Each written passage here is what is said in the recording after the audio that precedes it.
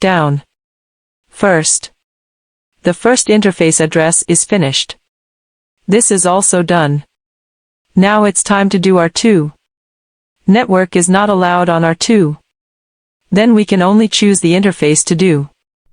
I teach you a simple command. We first go to R2 here. We still have to go into configuration mode. Into the interface. Our previous interface is to enter one by one. Today I will teach you how to enter two interfaces.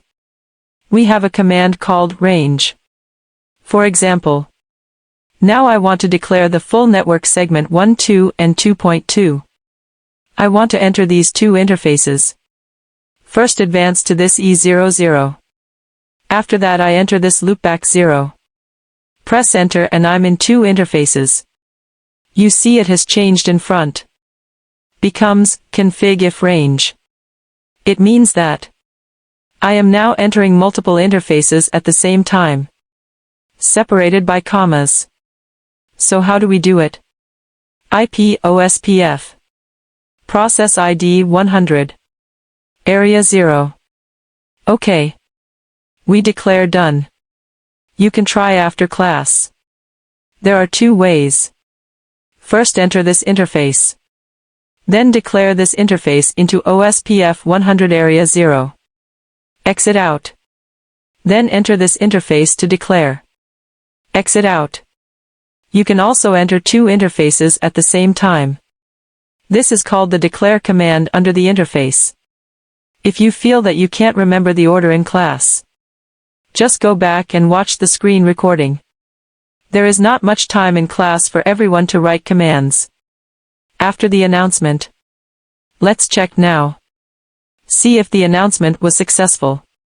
Show IP OSPF neighbor.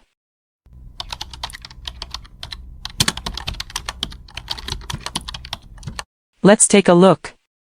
For now, you see R1 has a neighbor called 2.2.2.2. This is its interface priority 1. The status between them is now full. And R1 looks at R2. Find out that R2 is a BDR. On behalf of R1 is a DR. Let's take a look at R2. Show IP OSPF neighbor. Let's take a look at it to see what R1 looks like. It considers R1 to be the DR. It sees the neighbor R1. Two interfaces can be entered at the same time on the real machine. We will learn VLAN in the future. Everyone should know. Sometimes you are under the layer 2 switch. How to enter all the interfaces? You can directly enter VLAN 1 lane. Not interface VLAN 1. Then you may be under the VLAN if. Go directly to VLAN 1. You have entered all interfaces belonging to VLAN 1. By default, all interfaces belong to VLAN 1. You have entered all interfaces. Can be configured. Here are some differences between the real machine and the emulator. So what do we want to do now? We want the R2 interface to be the DR forever. Let the 00 interface of R2 become the DR forever. We can choose to change its priority. We enter the left interface of R2. Just change it. We've been looking at each other. That is. Show IP OSPF neighbor. Looking at the neighbors. I will teach you a command to see the device itself. Very simple. Show IP OSPF interface brief. I see that I am now on this device. Some summary information of OSPF interfaces. Then now you can see the device's own loopback 0. Here is a cost. Cost is 1. For R2. I won't talk about other parameters now.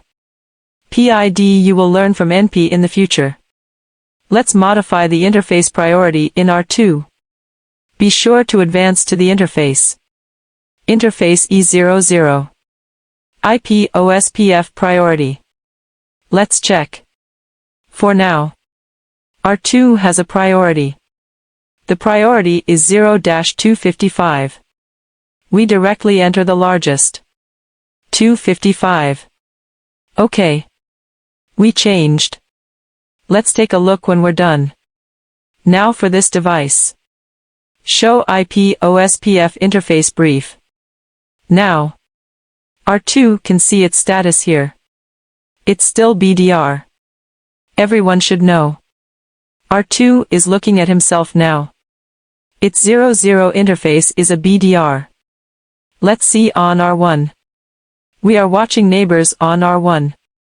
It looks at 2.2.2.2. I found out it was a BDR. That is, whether viewed from R1 or R2, it's all a BDR. This means that our modification failed. For DR and BDR, it has no preemption mechanism. The environment is now selected. R1 is a DR. R2 is a BDR.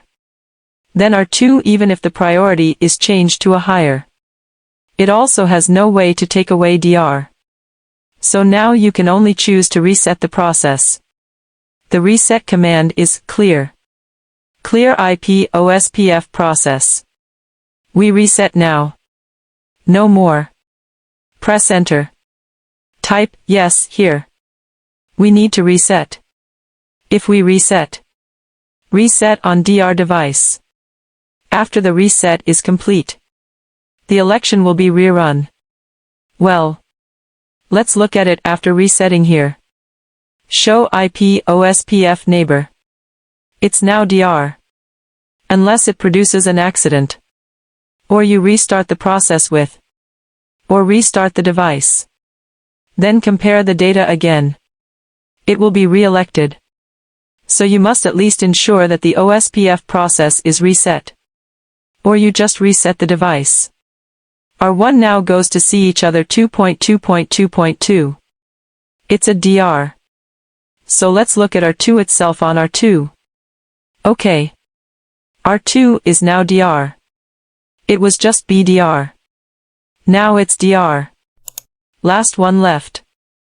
The root entry cost value of 2.2.2.2 learned on R1 is 20. Let's take a look at R1 first. That is. Now it means that the address of the loopback port of R2 learned by R1. Let's see what the current cost of this root is. Show IP root. About such a root of 2.2.2.2. Here's a 110 bar 11. What follows is overhead. Administrative distance. Consistent inside and out. I also said there will be problems with these two values and doing distribution in the future. But let's leave that alone for now. So how to calculate this cost value? It calculates the inbound direction of route convergence. It has an alias called the outgoing direction of the data packet. Usually we say the previous statement. Inbound direction of route convergence. Let's go back here and take a look. For this device, if R1 can learn the root of 2.2.2.2 in this way. In fact, we have talked about EIGRP. First R2 this loopback 0. To get into the device. Then through the 00 interface of this device. Enter the device R1. So actually, we call the inbound direction of route convergence. Through which interfaces is this route transmitted to R1? It's called convergence. So we actually calculate the incoming direction. These two interfaces. A loopback 0 interface. A local 00 interface on R1. Or called the outgoing direction of the data packet. In the future, R1 will send data to 2.2.2.2. Then this data packet has to be sent out from its 00